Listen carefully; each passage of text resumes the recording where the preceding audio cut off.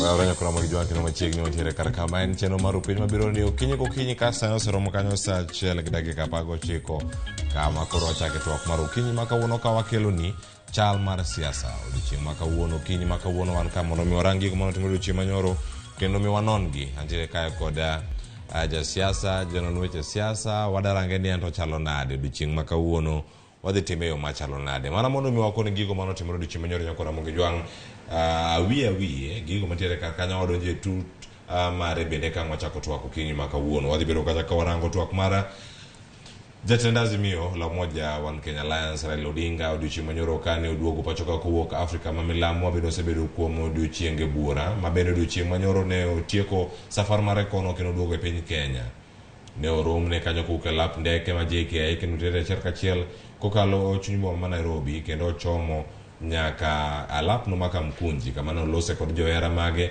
kachiel kod jotelo mamoko mano chopo e romo makamano odiochieng manyoro no bende no lose e weche motenore kod mosruok mano wacho ni okodwa kod jatend piny Kenya William Ruto kama chelo bende ne wacho ni an okorwako telo mar William Samoei Ruto kachiel kod akatelo mar Kenya Kwanza kama chelo bende no seo mokalo telo mar IBC kama chelo no seo mokalo wach mane jalup jatend piny Kenya Rigathi Gachagua bende osebedo kawacho kama chelo jatend piny Kenya ne ntiere gwenge ma Kiambu mano e kar chung'ur bura ma Gatundu South kama ne oyuoro e ik mar nyamin jatend migawo mag wechego mag ohala mano nyamin Moses Kuria mabende no iki odiochieng manyoro kanyo bende Siasa ne omienjo kendo ne giloso e yo malach kendo kane giduoko gigo mane Raila Odinga wacho kane ntiere kamkunji kama chelo bende nyakora Ramogi juang IBC odiochieng manyoro commissioners mano se retire Boya Molu kachiel kod Abdi Gulie professor ne ochopo kar kacha kendo gino mane gitimo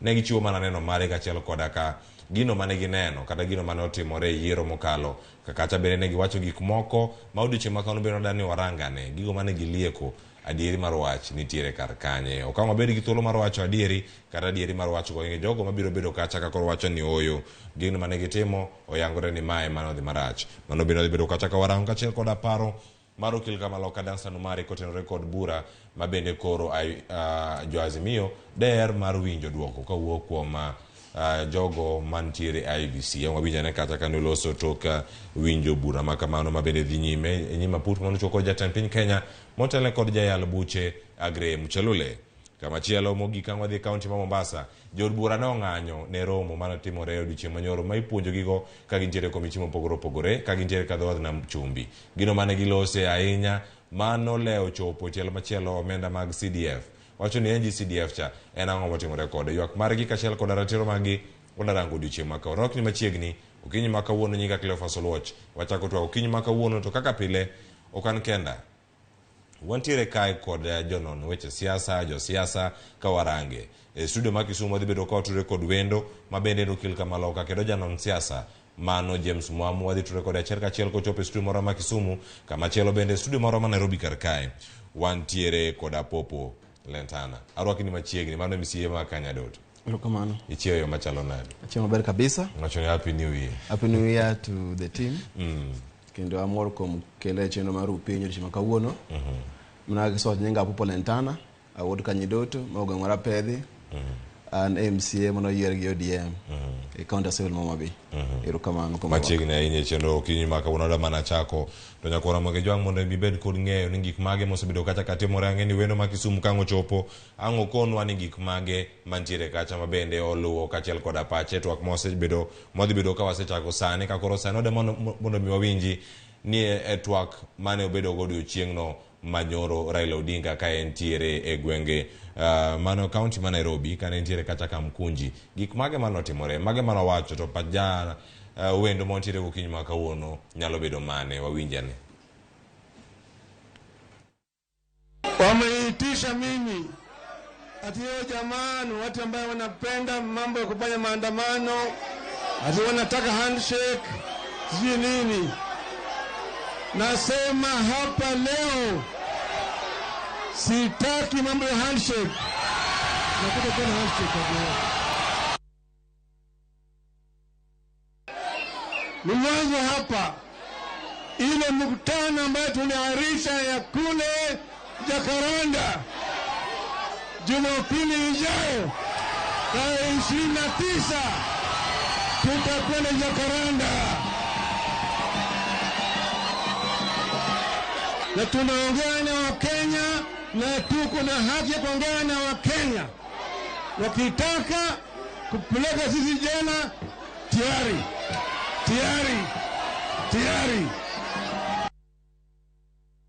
We demand that any attempts to reconstitute the IBC single-handedly by Mr. Ruto cease forthwith, so that Kenyans themselves can reconstitute the body after full and fair deliberations.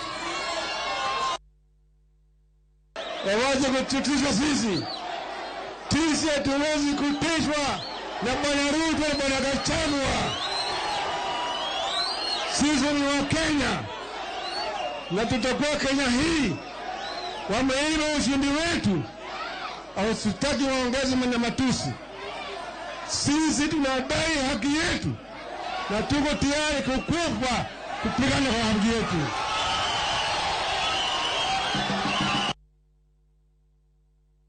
Huyu kijana Gachagua hana adabu, hajui pale sisi tumetoka. Hata baba yao Nyayo walikuwa hawezi kunitisha mimi. Ajua kwamba nimeendea jela mara 3. Mimi silika yake kimaisha, tena silika yake kisiasa. Winjo kata ko wache eno kendrika ngato kendo ken Mbasu Gachagua wacho ni siasa kata ngima ne duto bosebedo kacha jela e thuolo mara ndala dek mosetere kacha jela, wacho ni tieng' adek mosebedo kacha ken jela. Twak mane ntiere go nyoro mabende okil kamalo kang ture kod ango kono apache to sani romo makamane kawe yo machalo nade, in gi paro machalo nade kuom gigo madito mane omulo romo madhi timore chieng' Jumapil tarik 29 mago mag IBC kod mano bende manoloso wi Gachagua kod jatend piny Kenya. Erokamano Cleo, apani ka neno gazeti mokere melaka kawuono ondiki ni Battle Royale. Raila wacho koni, Ker be wacho kocha. Tapani juma mokadho neno ka Ker nolemwa Kaluo, to jofwambo keyo ne wacho ni ochawo gimo handshake.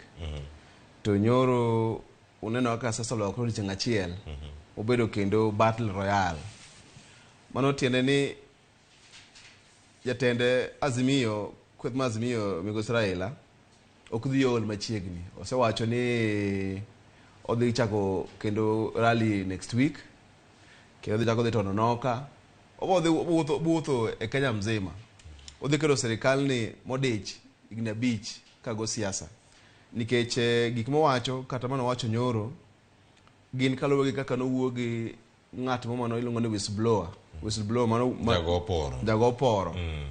Mano wacho ni results man meke duoko mano kel meke ombulu mano go teko chikuru mana boro no kan kaka no lande kada ka Supreme Court no wacho opposite, to wacho ni Azimio no yombo gi percentage mokadho 50% plus 1, Maruto no bedo gi less than 50% plus 1.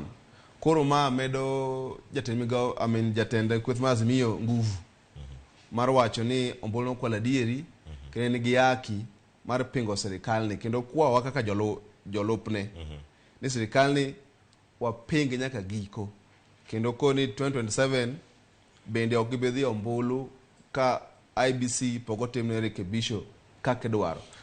To mengen lwenye mo chakore chon wach mar IBC ni mapani wana kaka jo Azimio no wanindo sana wach maloko IBC kapoko dhombulu ma 2027 ikech no wange tibe Chebukati 2017 kaka ontimore madebe ni wan gi mijingo malongo dwa loke before wadhombulu ma 2022 ni. Angwarango lokruoge monego beni bedo ka IBC kacha gino bede mane Raila Odinga ne olero gino bede mar otimore odiochieng' manyoro.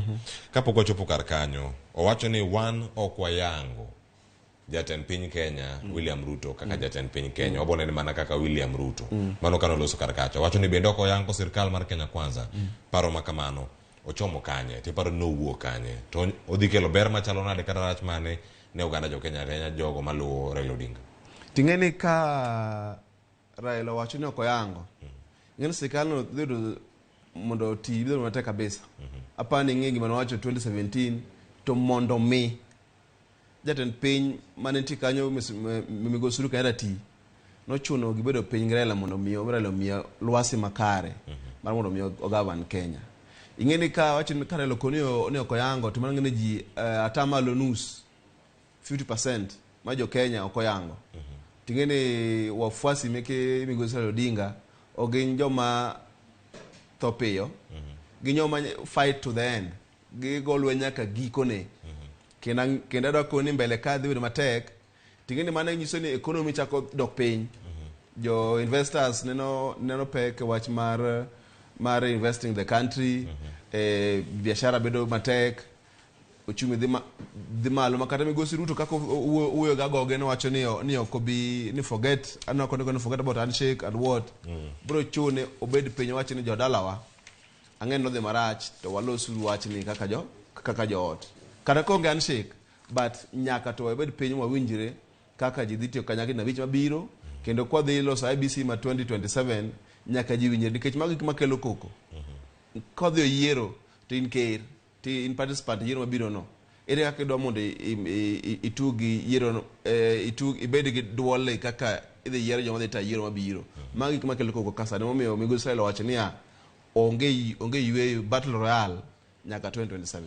E kinde ma kore wacho ni lweny koro nyaka dhi nyime ng'anyo mabiro onya bedo ok en ng'anyo en romo ka choko pacho ganda mano ka osubiro kulungi kata duchieng' manyoro mane People's Assembly kamano ka koro choko pacho ganda kuonde mopogore gimane manyalo bedo ni nyalo wuok e rombe machalo kama bende sirkal nyalo bedo gi teko moro amora kata paro mar loso chike manyalo bedo kod motenore kod dwaro maga jogo makete tesre koso magien mana koko wacho ni gole e Luanda e kinde gi duto ingene kichoko ji pile kindi keto ji bedo modich goch ma gikaw pachi nti kama koro onya chako idho ngas kaka sani winje mana oboache mbele kuro to kwa chako wach mar kaka no chake chon lungo ni machozi mande kwa do mondo kikier commissions maga IBC wale mainyore kwa le inyore economy inyore serikal ok nyal ran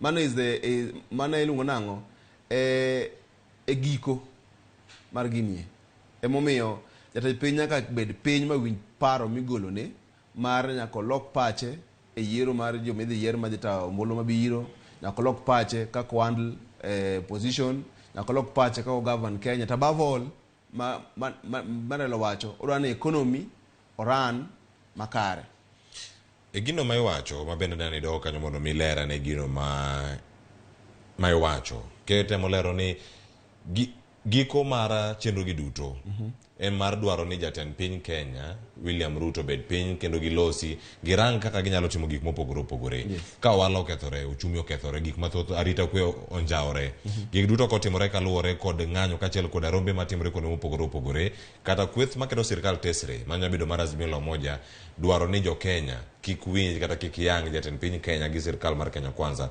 en ang'o madhi timore ne jalno mayutone ni piny ma ohande dibedo ni kethore kaluwore kod rombe opogore maponono kod oge ng'anyo ma kama koro koluongi to wala okethore oganda dhibedo ka chomo kanyi in kaka jatelo un bende kaka jotelo mantiere kwethno mar Azimio an pacha jatend piny unwaseyie ni Supreme Court nosegolo pache mokone yiero ne yombi mano nwa yie mowacho ni aya we gitel to gima nyaka wa focus on sanie en yiero mabiro wadhi dhi nade wadhi yiero mabiro nade wadhi yiero gi tend migawo mar rito ombulu machalo manotelo Chebukati koso dhi yiero gi migawo mar rito ombulu ma mong'eni kogo ombulu achiel tikwan achiel kogo ombulu ariyo kwane times 2 or minus 2 mano e shida wa 2027 sanie gi economy ma Kenya ka mondo joyuto mowacho ni aslas go ma Homa Bay nyaka mo Kisumu nyaka mo Mombasa nyaka mo Turkana nigi level playing field mar yudo ohala gi biashara koro mane game plan mar baba aslas godo mo nebo ket gangowa malo jo thagro jomago wala tema te piny to kya timore ka ngamo yier onge paro inya paro sirikal mokadho nitie gimoni subsidy for example subsidy mar mafuta mane keto bech mafuta bedo at least bei moro ma jo piny ala afford to sani mafuta osedhi malo ta bana kano wachi okono odhi dogo piny machiegni noket subsidy mar unga magi kama baba wacho ere ka ginya dugo piny wacho ni mondo ngowa economic life mar jo Kenya twenyo malo to yuto mar jo Kenya to dok piny kaka sani nyo kaka jatemyo wacho no odwa golo wach mar somo mar university ma support ma nyithindo ma university mar ELB odwa golo komo ji osom ochul cash tinga to kodhi school secondary to ochul cash to baba ne wacho ni mondo secondary school obedangowa obed free from form 1 to form 4 kotema koyombo ko sani ma gik ma mok timre emo baba wacho ni nyako tem kata kenoko gik ma odwa mo timre kande nyaka ngowa timre tinyalo tim gi yo machalo nade ka enoko kata to sirkal oselos mantiere yeka but wango bunge parliament ok girom kwan mamalo iwacho ni kwan mamalo mar jod bura mantiere karkacha ginok e pimo kod kwan mag jod bura mantiere kweth mar Kenya Kwanza gima affect jo Kenya affect jite ok affect jo grela kende affect jo Kenya duto kada sana ineno ka wa MP mono bo discuss bange wa CDF girewre te ni ke affect jo Kenya te kantie gima nyalo benefit jo Kenya te and responsible parliament mar loso ok ni part of parliament ena di na chiel riwo jo UDA riwo jo Azimio and one parliament okay en parliament ni ma to nyate mo force gi mana ngowa mono giti tingene keribe ne ngowa policies mage mano ndiko kaka sana wacho no golo 300 billion budget mondo ngowa ochak saving pesa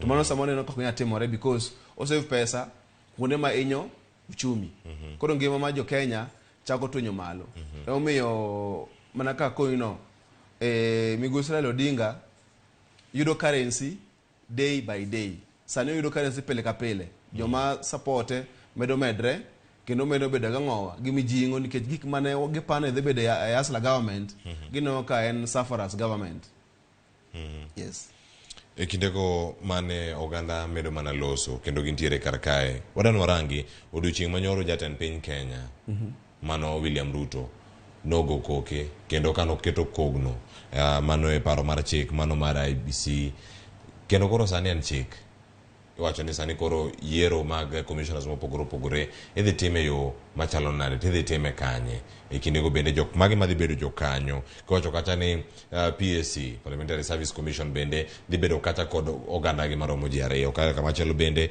interreligious council riwruok mag din mopogore bende dhi golo jogi kata ka igolo jogi ariyo kama chielo bende political parties liaison committee mano bende nyaka bed gi jok moko duond jo siasa ni kanye yiero machalo kama ujo ka jatend Azimio Raila Odinga olero kanyo ni jatend piny Kenya ok nyal bedo gi teko duto mar yiero jok machalo kamagi osekete chik udhi timo mana kaka nawacho mbele kanyo people assembly ma Migosi Raila bedo go ni en mar chuno mondo ker kikiyie ne participate bol ma 2027 ka en mo yiero joma dhi chunga mbolo no kineno Parliamentary Service Commission oro jareyo mago joge ker kedhi do maka wabunge emati commission no to majority margi gin joge Kenya Kwanza kedhi Public Service Commission en ker ma yiero jogo ko jogo dhi ma joge ker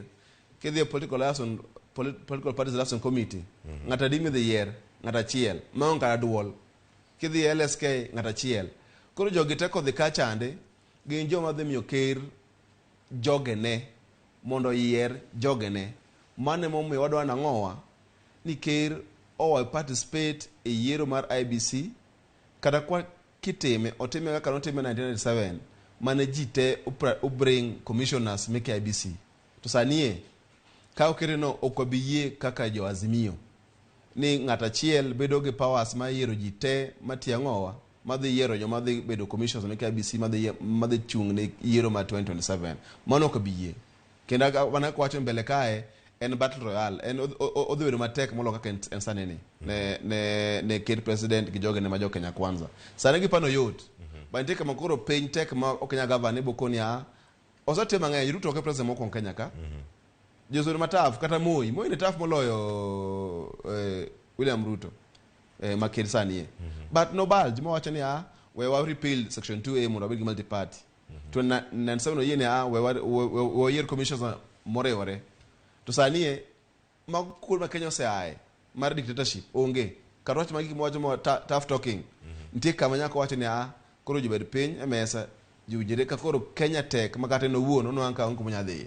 E kinde gi duto nitiere oganda ma bende nigi paro gi biro mopogore opogore bende apopo ka nango sani nitiere gigo manoko timre yo makare tok mosruok kod kin jatend piny Kenya Uhuru Kenyatta machon kod Raila Odinga gino mano timre kacha prono mane mano duoko chien paro mar loko IBC ka yiero osedhi marach ko koro sani bende paro tiere maru mar loko kweth kata jogo matayo IBC. Enango matimore tok yiero ka yiero higa mar 2017 notime mager ahinya to duogo olal matin mano tok mosruok kod jatend piny Kenya machon. Ponono wadhi neno pogruok mane e higa ni. Inyalo sud makara secretariat cha bende loki nikech kata to gin jok machon gin permanent kama gintiere kar ka nyalo lok gi machalo nade nikech wacho ni kochako kethore ponono chako kethore gi malo kodhi nyaka piny to kodonjo piny mobedo matut inyalo tieke yo machalo nade.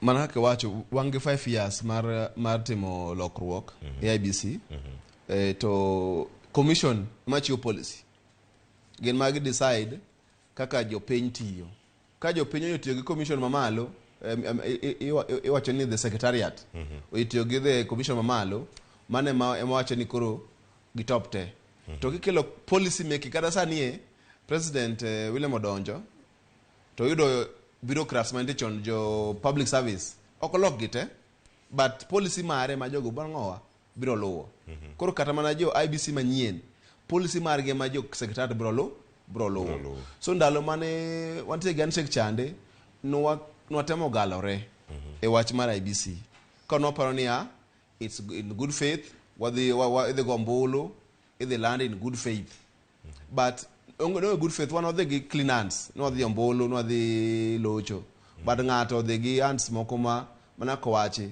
oyombe to oloko ngowa oloko kako ombolo wuok ngowa polling stations from polling stations mana gimana wacho 2017 ombolo mogo e polling stations okloke to mako biro polling stations or the constituency iloke obire county iloke ko biro national government kae en ombolo makoro oko reflect kaka jopiny ngowa nogombolo ko mana shida mantiere IBC ka emomiyo nyaka chake at the commissioners ma make policy mar IBC as a whole.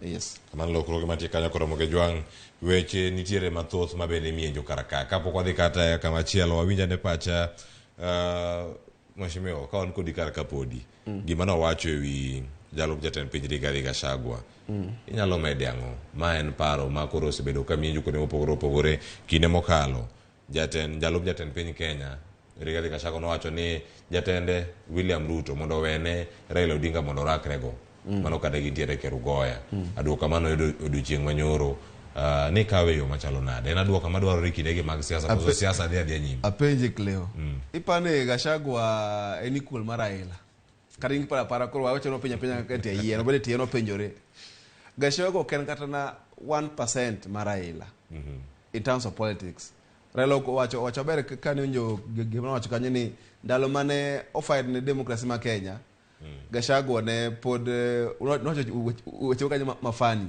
but Gachagua ne stooge mar Daniel Moi en mane university ko wacho weche meke Moi 1990s kane Raila osechamo jela du ignaboro so Gachagua karasani kiweno the central province ngama Gachagua nyalo convince mondo olobange ke central province no me deputy president ok nikech ni en ma central province no me ya central province onge ngama pod pek molo William Uhuru Kenyatta sani onge ko en ngama ne omiye power to mana be kana William wuoyo mane number 2 seka mokadho no nya timo ngima kama but Gachagua okay equal okata is not comparable to Raila Odinga en wakete level mukata koda oja compare magorengo geni siaka chande to Raila Odinga they are not close even to being equal Aya, nyakoro mo jo matire karkai.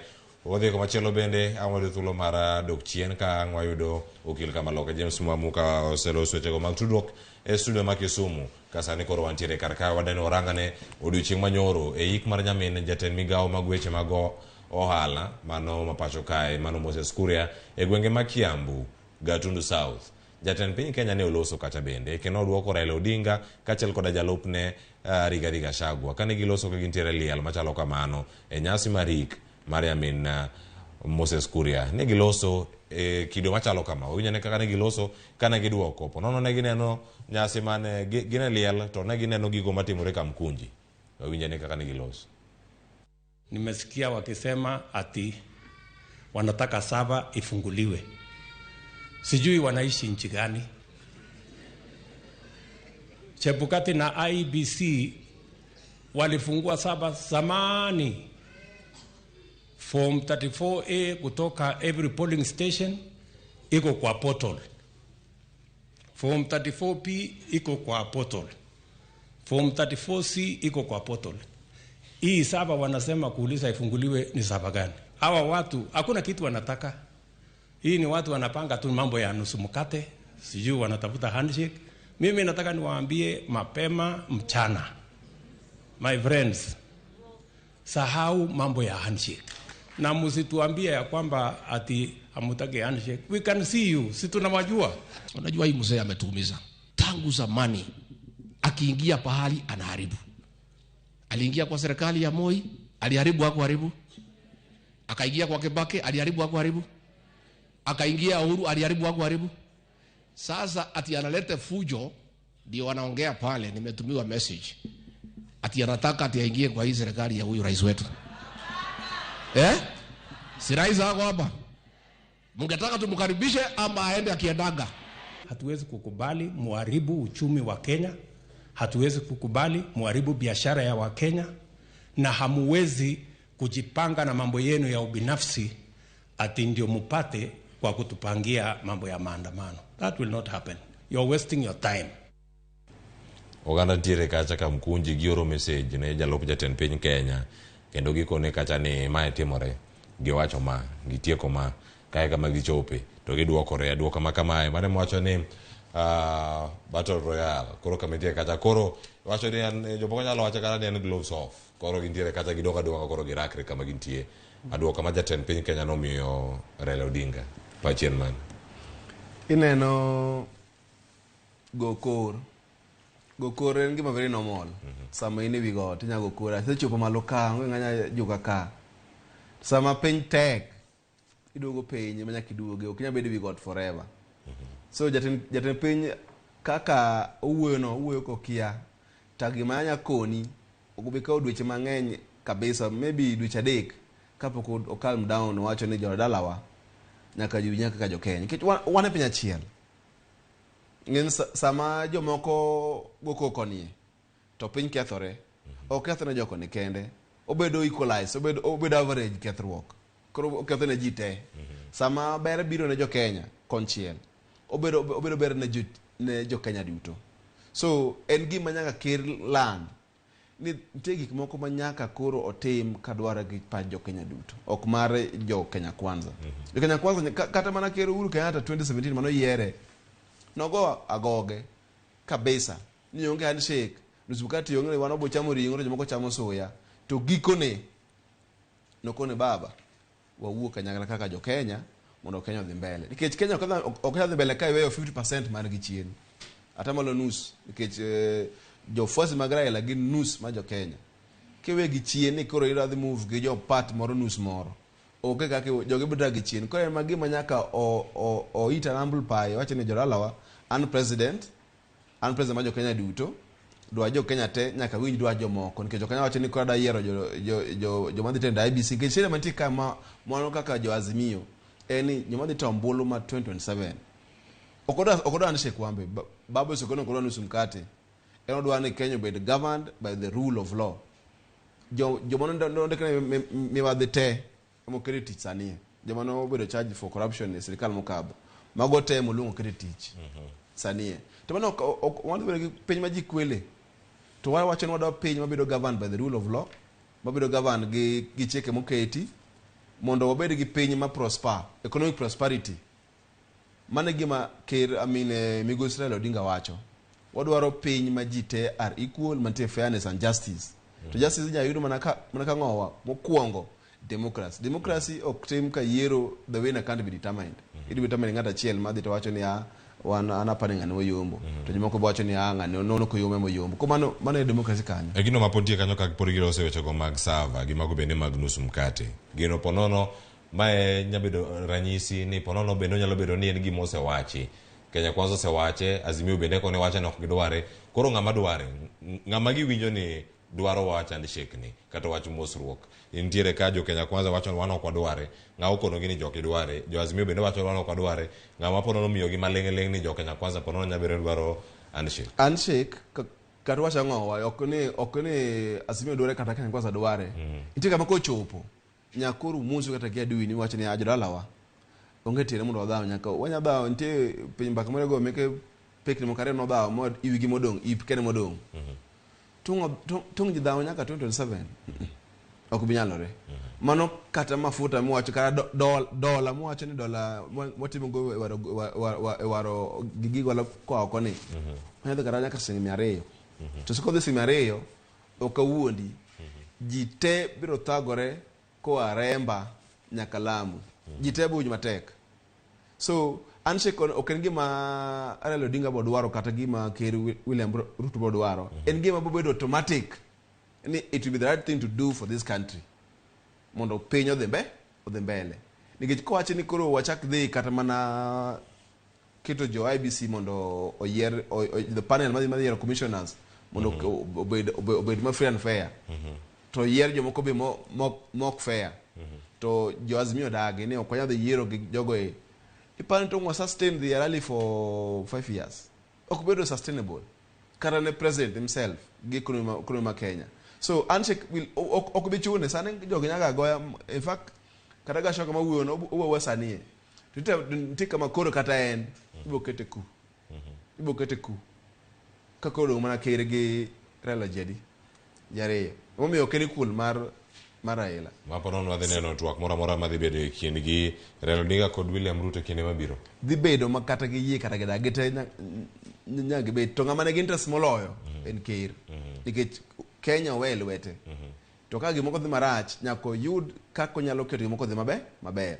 To ma dhi bedo mana ka bedo piny mowinjo dwaro miketo gi jo Azimio. Mokwongo dwaro mokwongo en ni nyaka wa stop wach mar joma dhi yiero commissioners mek IBC. Ke kinde gi bende wacho ni weche moko biro kendo gichalo mana machiro mana dola. Mano sekalo. Wacho ni sani weche go mag sava bende koro mienjo. Jo Azimio wache, jo Kenya Kwanza wacho koni ni sava zo no se yawo. Pogruok gi machalo kama ka kinde gi koro bende manyo jo IBC manyien. Jo Kenya ketwi gi kanye. Jago poro no wacho ni ombulu monogo Migosi Raila negi atamalo 57%. Migosi Masani Ker William Ruto negi atamalo 43%. Mana manogolo ni ng'owa ni kaka no yier. Chieng' mano jidhi Supreme Court ma okena legal court. Supreme Court ngene Japan en kuma dhie waje sheria. Supreme Court en political court. In fact penye ma Commonwealth thothgi iluongo ni constitutional court. En kuma wach moro mo kisiasa idwa mondo bed corrected kanyo ma jedhie mogik.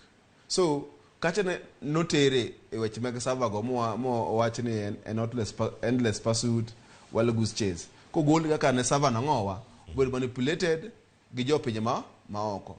To results mano gole polling stations ndiye sava kanyo e. To results go e mano wacho na ng'owa. Kata king'iyo kaka ne jo Azimio tally results gi ni Migosi Raila Odinga ne mbele mar Migosi William Ruto. So sawa to kata yaw kata ko yaw sanie is not a matter of legality or legitimacy.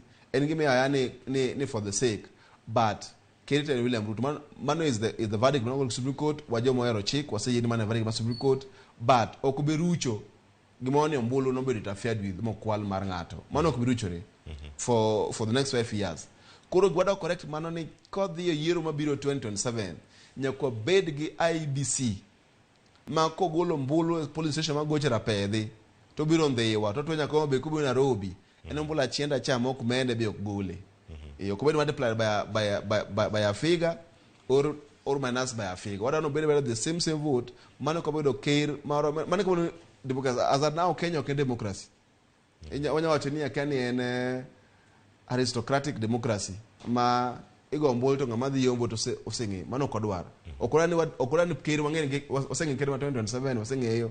Matata tu osengi wadano obedgima jo piny the a gamble marambolo to ngala chila mayombo mekani nga.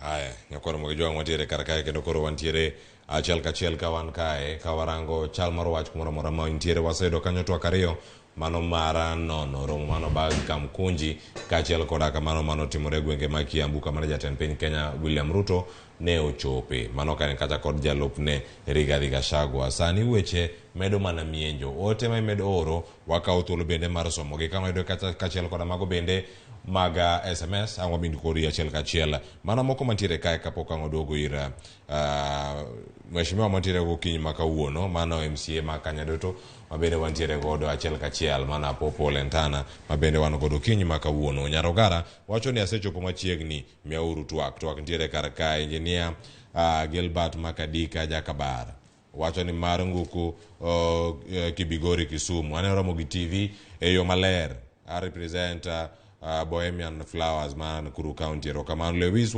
woda wasi boda nitiere karakawacho na mor gitwak penyna jolony niya ere kaka romo mar Kamkunji kod majakaranda nyalo kelo lokruok e kind jopiny ma bende anga ba achiel kachiel bende ne wendo mantiere county ma Kisumu kata kamano bende korang watudre kode yor achiel kachiel ka entiere e studio marwa ma Kisumu oyawra ahinya okil James Mwamu kamora mora mentie wangusini happy new year kendo wagomo sainya kuoma bedo thuolo malach kapok watudore okinyi makon wasebedo ka watu wake wiro mar Raila Odinga Kamkunji kod wach mane owacho kwacho ni koro koyangi sirkal mar William Ruto kachiel koda ka Ruto wacho ni onge mosruok mora mora madhi bedo pachi nyalo bedo mane arwa keto akokinyi makawuono.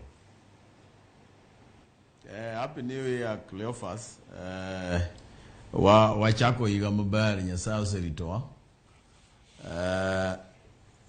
Wach mar William Ruto to kod Raila Odinga ingene role ma Raila Odinga sani play and role mar opposition. Raila Odinga out of government, William Ruto is in government. Koro gimotimoni and within the constitution because the constitution expect near an opposition leader nyaka ket government in check.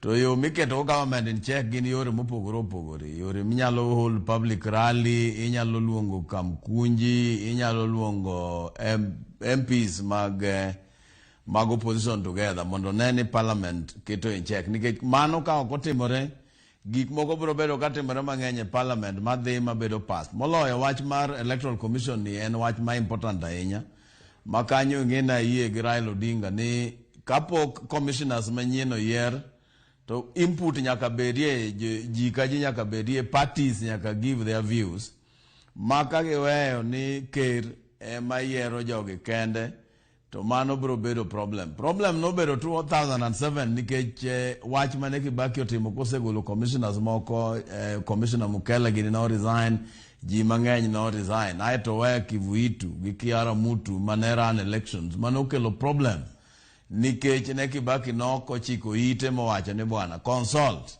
emomiyo gima Prime Minister Raila Odinga timoni and gima correct nikech yiero electoral commission ma they conduct elections ma 2027 and 2032 nyaka bed gi wide consultation nyaka neni joma dhi bedo go gin jok ma independent nikech neno ka commission nyocho yier ma nyocho gine ju commissioners ma ang'wen ka nyocho moko adek ose resign achiel odong commissioner chairman to gi IBC be koro time gi orumo koro ne kidwaro ng'ama bro kel elections ma conduct elections nyaka wadwar ng'ama independent jok ma ose ng'ini onge gi problem emomiyo wach mane wachi gine Kamkunji nyoro mochiwore gi wach electoral commission kata IBC no en wach maber ahinya. kore kindegi duto nitie machielo bende manodani imul ka otenore kod twak mabende osebedo kacha achiel kachiel. Iwacho ni sani nyalo bedo ni madhi adhola machielo bende makori chiero, mano weche go maga sava kachiel kod kwan mag ombulu mosebedo kacha kawuok e kinde mokalo. Mae kinde makare monego bed ni ochako mana kinde machuok tok yiero, wakili. Ingene wach yiero nyocha nosedhi Supreme Court nose yalo mosika Supreme Court osewacho wachne. To nitie gimiluongo ni electoral reforms ma Supreme Court nowacho ni mondo ne ane kaka inyalo los weche mag commission, nikech noyude commission jano barore diere nikech ne onge weche governance. Koro yaw sava ni onge problem nikech ka diera nitie savano to onge problem mar yawe mondo wang'e ni to gik mane Chebukati wacho ka gin adier, nikech mano biro konyo jo Kenya ka dhi nyime kitimo go reforms ma jok mabiro yiero go ahead biro ng'eyo ni kamae kako nego bed tim elections kidwa announce yiero mar presidential elections unyaku bed je adi, nikech commission and commissioners ka tedu to ng'ata chiel mamano is just okay. Onge gine chiero adhola, wadwaro ni mondo gigone mondo koro kwatim elections mag adiera, elections mar atero kendo elections moriere. Emomiyo yaw sava ok bibedo ni chiero adhola manose kadho.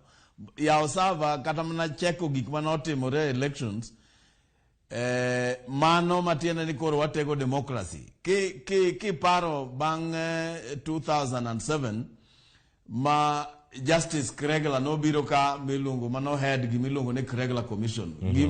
Gimara chiel mano wacho ni ka elections otimore jo Kenya nyaka tim gimilungo ni audit no nyaka ng'is ni to elections gi notim gi nade, notim gi maber, kanye mane wadhie, mane problem nitie, to sava mano chiune Supreme Court jabenen sava makare, bene nitie gimoro bane okotimore maber ma loophole moro kata mwanya moro nitie monego beni dino, mano onge problem kata matin. Kamachielo ntiere janeno wa mabende oro ote kapoko ka oyueyo okinyi makawuono. Lewis Wadawasi Boda wacho ni amoro gi twak piny na jalony ni ya ere kaka romo makamkunji kod mano majakaranda biro kelo kod mano majakaranda nyalo kelo lokruok e kind jopiny. Duoko nyalo bedo mane rombe makamage makore bago kod kweth siasa mar Azimio. Ingene keng'eyo ke governance mar kata mana rito piny. Rito piny ok en mana gine wacho ni to koro meeting ma jogo nitie gono sufriachi adimo obro kelo chiemo be obro kelo gik makamago. Ingene sani jo Kenya nitie gi economy mar Kenya sani ok otegna ahinya. Ji mang'eny sani safa. To safa nikech policies mag government. A lot of subsidies mang'eny ugol manyoche konyo jo piny. Sani yudo ka school fees momedore nikech subsidy mar education be idhi golo. Taxes be sano medore. Emomiyo gigi ka bedo discussed. Pressure kori kete State House. Nito bwana. Ang'omiyo policies ugi ogin policies maber gi inyo jo Kenya. Emomiyo romo metimo gie. Gini gik miketo go pressure. Ne jatend piny ni bwana. Dok ngima mar jo piny. Dwara ne yo. Minyalo dwaro go pesa. Mondo reduce go ngima mar jo piny masano bedo matek. Emomiyo romo gi. Gin romo mabro konyo jo Kenya ahinya nikech gin gik matimo governance. Ma ingene kata America king'iyo nyoche Biden nobedo elected gin ga gitie gi gimoro miluongo ni midterm elections.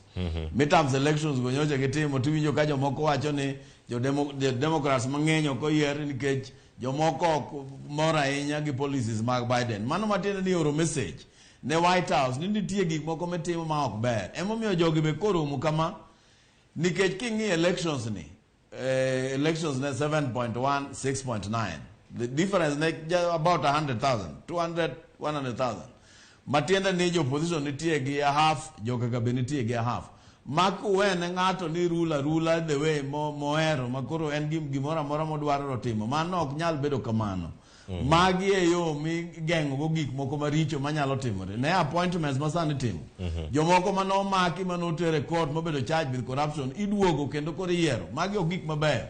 emomiyo ko opposition nitie oko kacha mawacho ni yawo gik mutimo gi gin gik mabeyo kamane kaka onego bedi kendo kamane kaka piny irito. Haya, piny ka irito kanyo watu wago mbaka karkani mar piny bende kigero tigero mana gi mbaka. Wantiere kae kod wendo e kaunti ma Kisumu, mano James Mwamu Kil Kamaloka bende onono weche siasa kaka dwarore. Kama chelo wantiere kod ja siasa ma bende ne MCA ma Kanyareto Ward mantiere Homa Bay County, mano Apopo Lentana. Pod wan kae wago mbaka. Ka waduogo wadadhi nyime kod twak. Ka waduogo wadarango kanyo ni jo IBC makoro sichopo kache e nyima putno mano chuo kod jatend piny Kenya ma otelne kod jayal buche Agrem Chalule nyaka sani okenge mage magisegoyo to neno machalo nade magiyudo to machalo nade okelo picha mane ne oganda jo Kenya. Nyinga Cleophas Oluoch wakawiyo masani kikidhi mabor.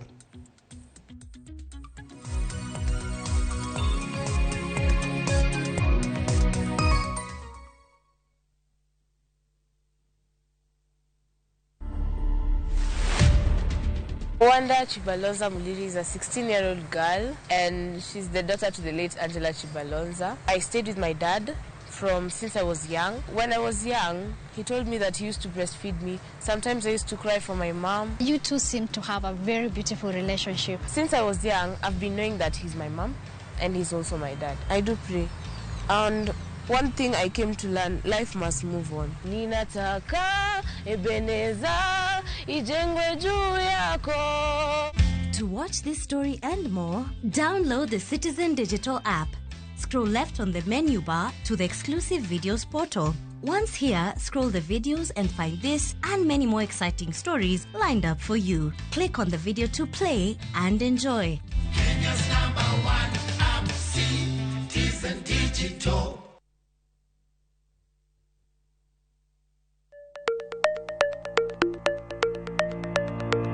Lwasi mar ohala osebedo kalokore, keto mwandu bende osekao yore manyasani. To ginang'o manyaka ing'e kapok ichako ohala? Kuonde mage minyalo kete mwandu? Ramogi TV biro yango ni kit ohala, kaka itimogi, kachiel kod yore mag keto mwandu. To ok mana mano kende nyakoro mga juang, bende wabiro twak kod yawuoto nagi kod nyonagi matimo ohala, maweg kembe, kachiel kod mago man kod lony e keto mwandu. Mana e chenro mar ohala gi mwandu e Ramogi TV kod an Lydia Okeyo.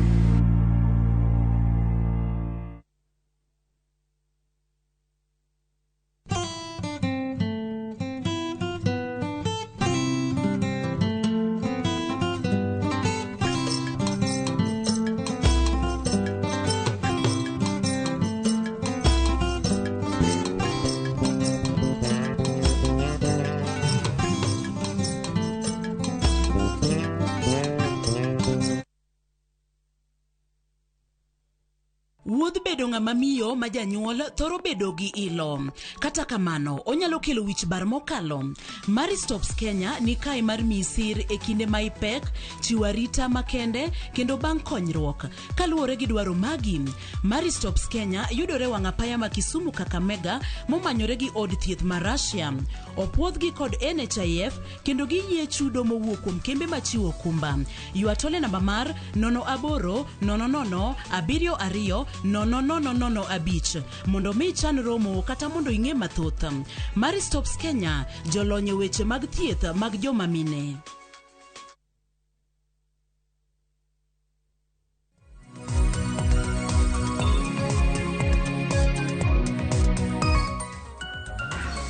Nyakwara moke jong wantiere kar kae kendo koro waseduogo. Wantiere kae twak ma bende waluwo kachiel ka warango chal mar siasa. Mane gima wantiere okinyi makono waserango romo ma kamkunjiro mano timre bende e ik mar nyamin Moses Kuria ma gwenge ma Kiambu. Nyaka sani koro chalo nade?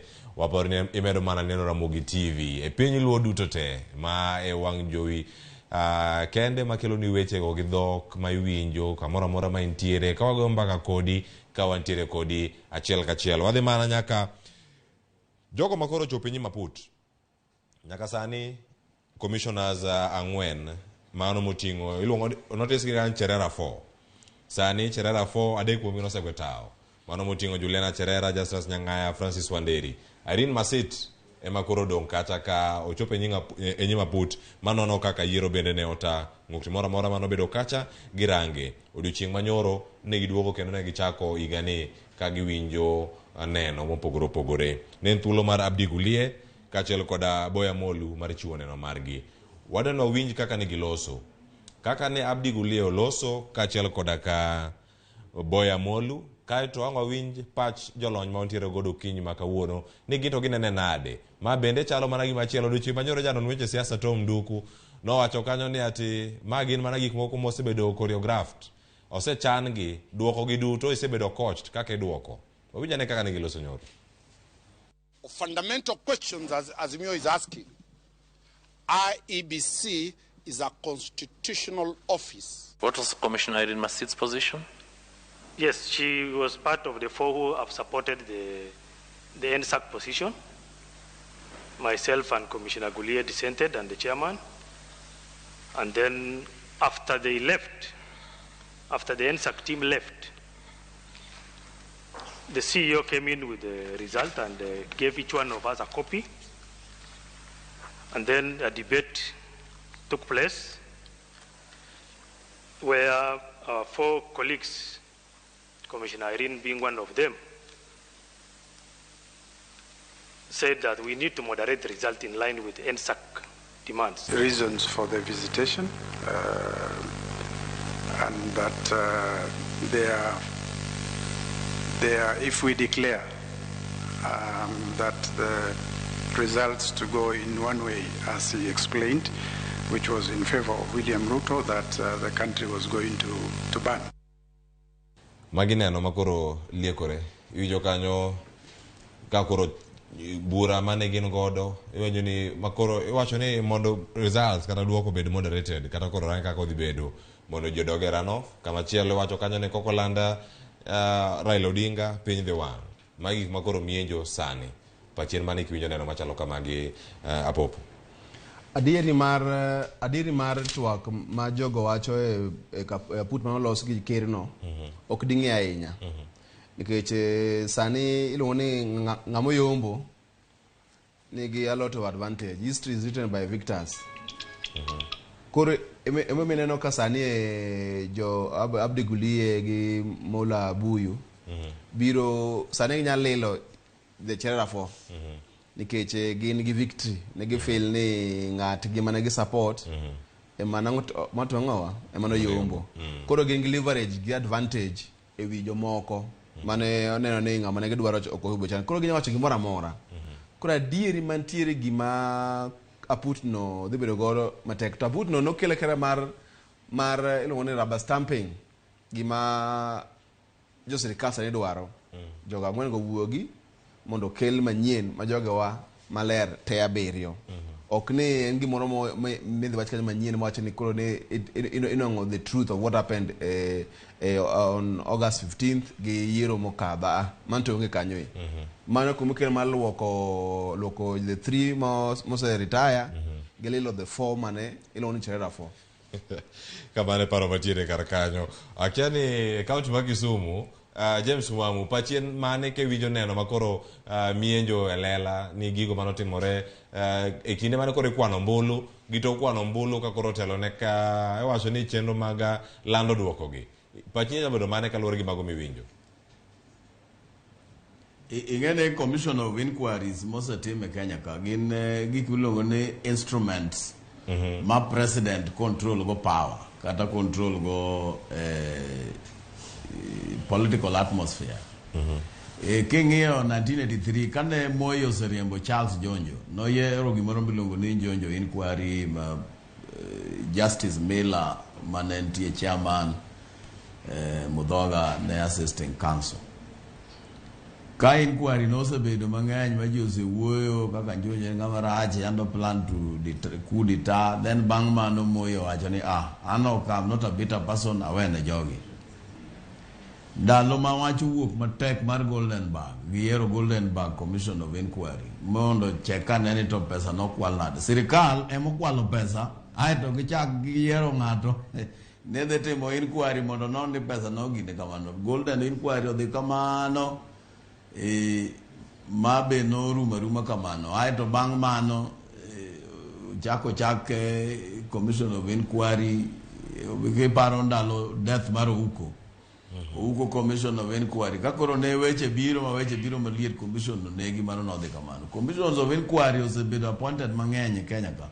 Moro ne nitie ni mar devil worship pok waneno kata mana result mar nyaka sani. Emomiyo commission of inquiries gi ok gin gik mitimo ni mondo ong'e gadier. Gin gik mitimo ni mondo diffuse political tension. Kisetimo kamano to wacho ni yawa.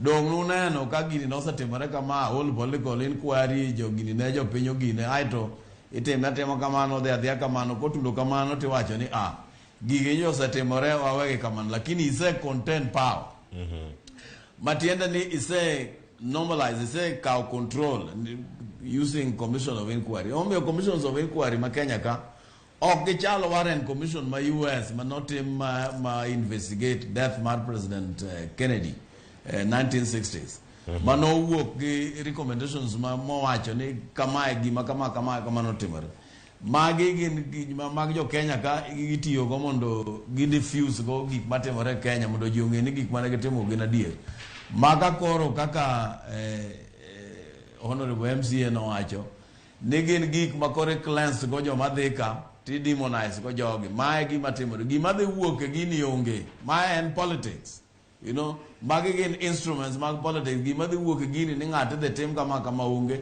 ibiro tim kamano timo kamano report no be ibiro tere malong'o mabiro bedo public be onge koro magi gin gik mana tugo gi pach jo Kenya ngene ki iwacho no ye chami to kudhi seche mo chami no to kudho mondo kiki winj pain jo Kenya sani nitie a lot of economic distress koro koketne gik machalo kama ting'eni koro ging'iyo gigo mbaka discuss koro they forget about the economic pain. Something is happening, gimoro is being done, but there's nothing that is going on and in politics as usual.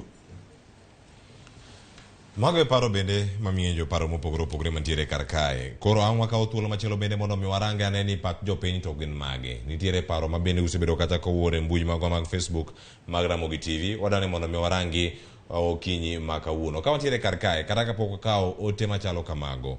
Warangane sani gino ma okil Danstan Omari bende osebedo kata kawach kotene koda bura makama bende madhi nyime wawinjane kaka ne oloso odiochieng' manyoro. Fundamental questions as Azimio is asking. IEBC is a constitutional office that will not be given any directions from anybody. One Chebukati confirms that he was called and he allowed a meeting to proceed. One, a meeting of those free senior elder citizens, and another meeting of members of the National Security Council. Nowhere in the IBC Act, nowhere in the Constitution, such improper contact is imagined. Apovo, Lantana, kiwinjo kako kil kamalo kadanso Mario Loso, gigo ma Azimio dwaro, gin gigo adier monego bed ni winjo, kendo mondo miyo mi pek madwarore, kuonde mopogore opogore, panya bedo mane, kotenre gi gino mawacho. Apani mana ka ngatno pinyo chon, ni the I in IBC, independent. Ingeni sama gimoro okrobedo kwante wacho kaka dhiang. Okay, actually, I'm the young to in the young. We know that ni in the young. So you can't say like a tiger does not profess I'm a tiger or pounds. So the I in IBC en gima no ket kanyoe to kana kan gima make sense. Independent. IBC pokwe independent in my opinion since Nechak ket interim independent electoral boundaries commission market the new IBC manoket 2020 constitution okay independent. And kuma bedo interfered with the system all the time. The government of the day idoka luwetanya kabede IBC. Nonetheless kata kama temore IBC nyaka act independently. Kata kwa independent kidhi tayo luweje kitija reyo. Okidhi tikwa ngarachiel to ngarachiel miyo advantage. Koro IBC okay independent. Emomiyo jazmi wacho niya wadwaro IBC mo yet independently ma act independently. Mano kena lwenye ma wan godo mondo umi chance mar ka jopiny gombulu to gidwa ng'anya loko economy margi ngama nyalo ko ngima joma thagore piny to gi ngama gi yiero no ema ngowa ema dhi yombo tok ni gi IBC ma ngamo gi yiero ok mayombi en ngama ngato jo IBC commissions kaga in this case ne gin commissions adek against mka ngwen ne dwaro ema do jalo ko se yalo ji dhi court mana kaka wacho Supreme Court en kama solve political problems okay en legal en political problems ma do solve ka chande koro mane gima fight ma jo Azimio dwaro and genuinely seen independent electoral and boundaries commission IBC masani ni gik mang'eny manyo bege team apart from timo yiero ingene Kenya is due for boundaries review mano gima gidhi chako mano the agenda ma chako from 2024 2023 kadhi mbele to kain gi joma already mi feel ni gin kaka ge act o ge act mana ma wacho ni gin independent gobe mateka ramono mi review boundaries mo njege team 2020 igane before elections ma next kamane paro mantiere kara kacha bende na dier ni gichunga karken gi kasa osekalo kanyo dakika 20 tok sario mar okinyi James Mwamu pachi mogike twak makoro wantiere godo kaka pok wadhi twak mar CDF nyalo bedo mane bende IBC osebedo kochung karken gi bende kare thuni duto kanilando yiero gitok yiero gik mage mosebedo kanyo kadhi nyime ponono Kenya miyo pachi kapokwa kao pach jopiny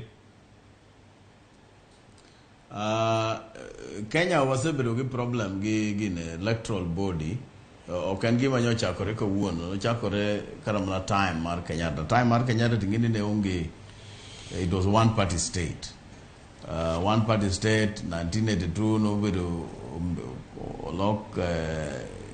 work from one de facto one party state to the one party state kamana ga kisungu luonge bang mano 1990 ga section 2 e ugol to again wabedo gi electoral commission manyien to kichako kata mana electoral commission manyien kichako kowuok Justice Chisoni kabira nyaka koro Kivuitu government osebedo ka control ga mano electoral commission mano bedo formed machon kendo mane gino miyo kane wa passed constitution ma 2010 manyien koro no section 88 no wach ni independent electoral and boundaries commission nyaka bed IBC nyaka bed gima independent mane gino miluongo ni independent in fact constitution ne wacho ni mondo bed independent kama makosa yando wuok ka parliament ne koro pass law kaka commissioners have been appointed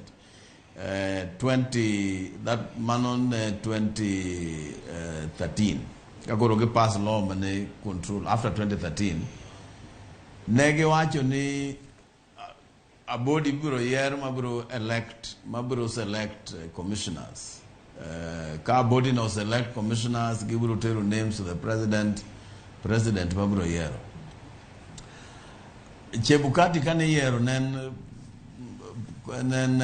number dik nitie nyako manoyombo kanyo nitie gi 85 nitie ja Masai mane wuok Malindi nitie gi 79 ngama number dek manogol nitie gi 65 omi chama nikech ne en politically correct ka ma problem osebeti ni government matiyo elect kata select jok madhi bede commissioners kai ma problem betie emomiyo kwadwani mondo walos wach mar independent electoral and boundaries commission chik nyaka bed amended gi parliament mondo chiw another way inyalo wacho ni submissions will come from parties kata mana from professional bodies mondo ochiw gigi mondo oyier jomige bang kuseyiero jogi musetero president is going to have the final say onyalo reject kata onyalo accept.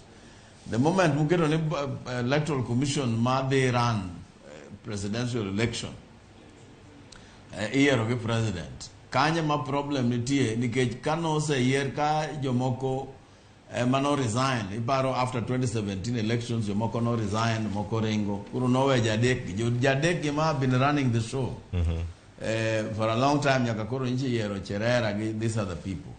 Problem and car nomination mar commissioners. Ko bedo fixed to electoral and boundary commission bro bedo independent Kindegi duto bende ka wantiere ka ogero kamana ahinya imulo kar kanyo mabende nodwani wamula ahinya mano kotenore kod walo commissioners manyien mag IBC kendo koro sano dhie tielo mogik mar twak mar okinyi ma kawuono. To kapok wachake wawinjane kaka jod bura gine lose wechego mag CDF kane gintiere kadho wadh nam chumbi odiochieng' manyoro mano moting'o jod bura ma kaluo gi moko bende moko counties mamoko wedo thuolo mondo mi wawinji ane kaka ne giloso CDF ni bende koro en kanye en ang'o miyo ng'anyo maka magi bende nitiere en ang'o ma gidwaro anga winj pat James Mwamu kani Kisumu kachal kodaka weno mwantiere go studio mara ma Nairobi kar kae mano apopo Lentana kapok wadhi nyime sani wawinj ane kaka ne giloso. Thank you. Thank you. So we want our he-for-she's to also stand and make sure that that is addressed. And how much is being given to us, the Speaker? Thank you. And you are a son of us, the Speaker. We are glad you.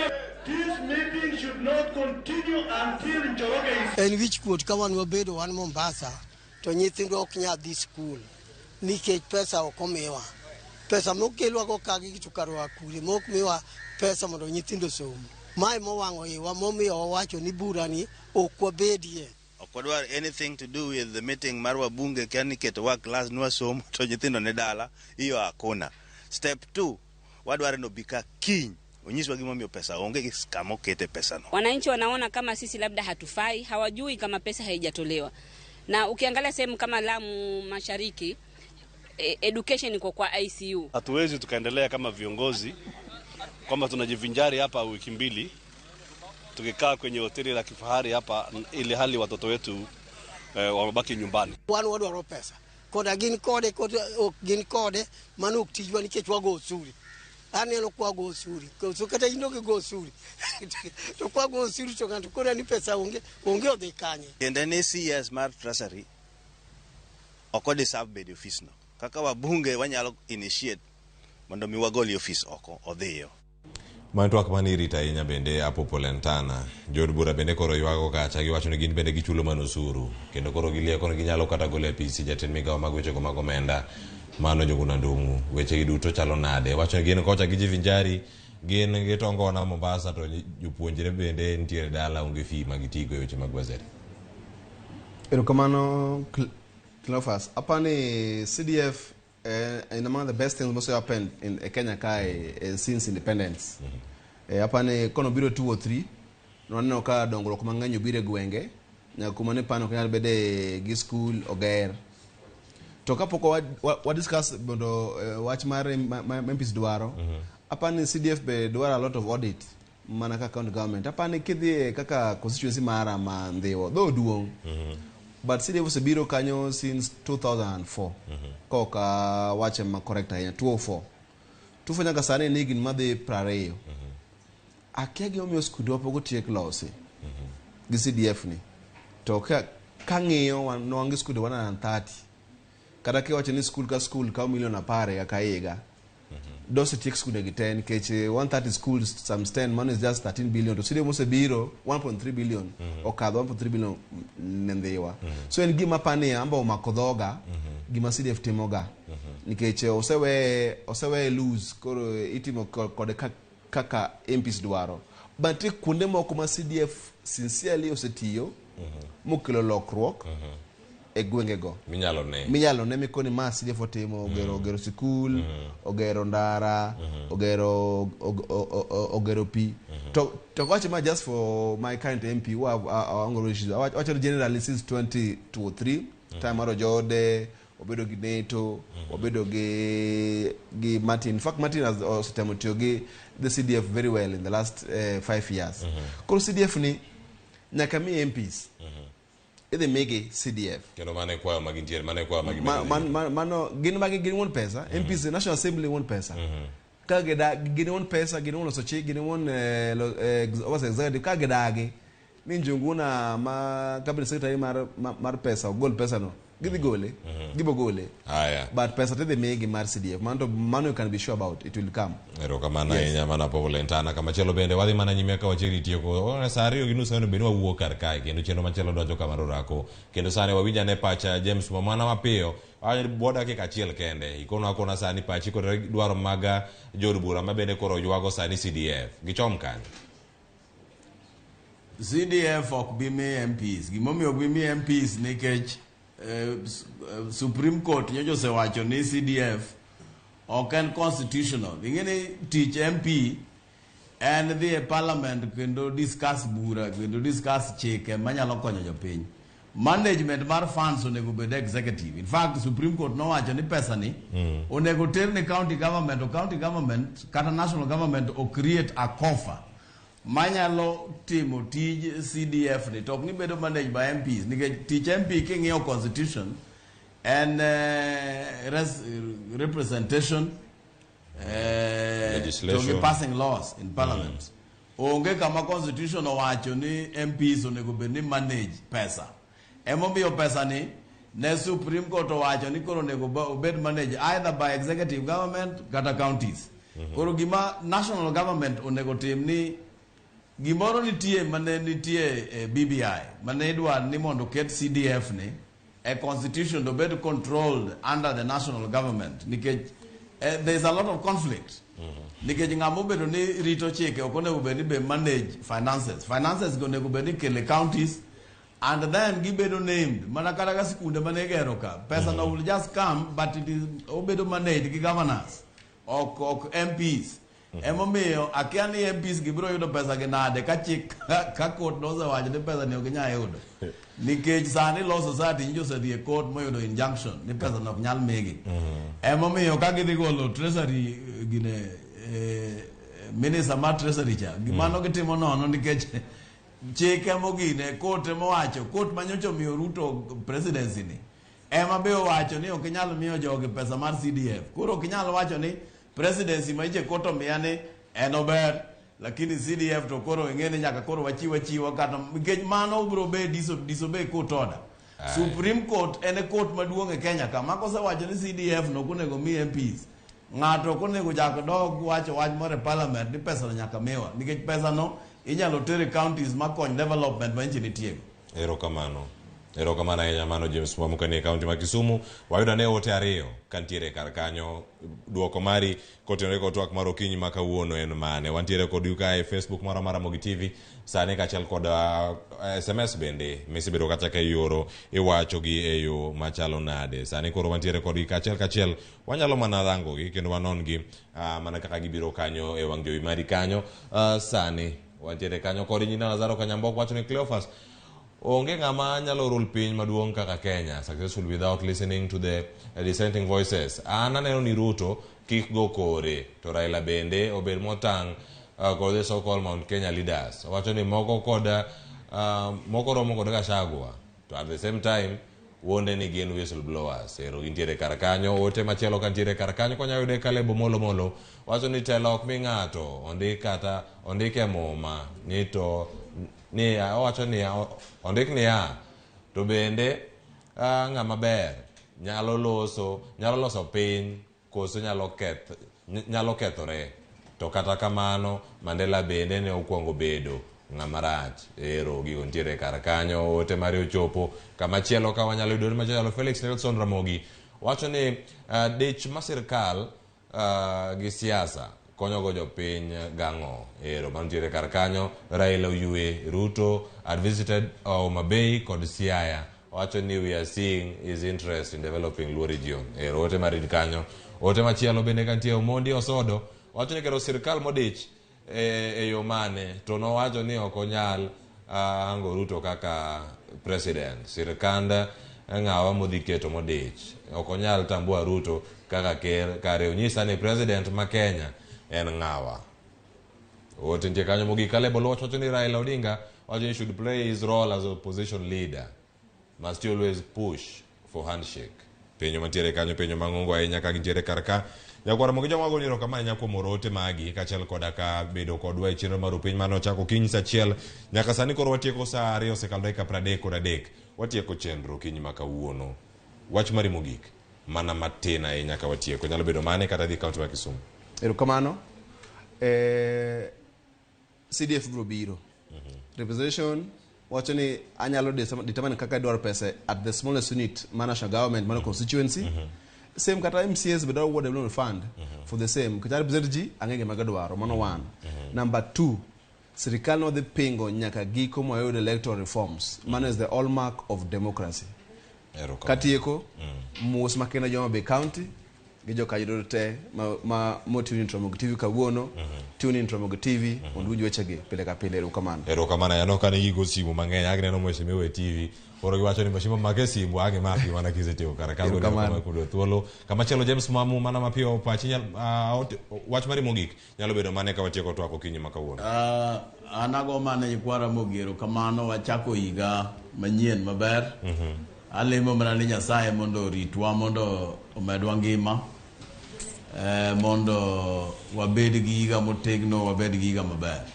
Ero kamano. Agonero kamano nyaka ni studio mara Kisumu kendo riti masane nyakura mwega jwanga nyinga Cleophas Oluoch mane thuolo mano wayudo matwa kodi ko wakoni chal mar siasa e pacho kae chenro mabiro en marorako koro kikidhi maboro kango tieke chal mar fwambo biro emba koromo kod nyawadwa Sharono Ngao kod Joyce Oduor koro kikidhi mabor ikete mana kae kide duto riti masane.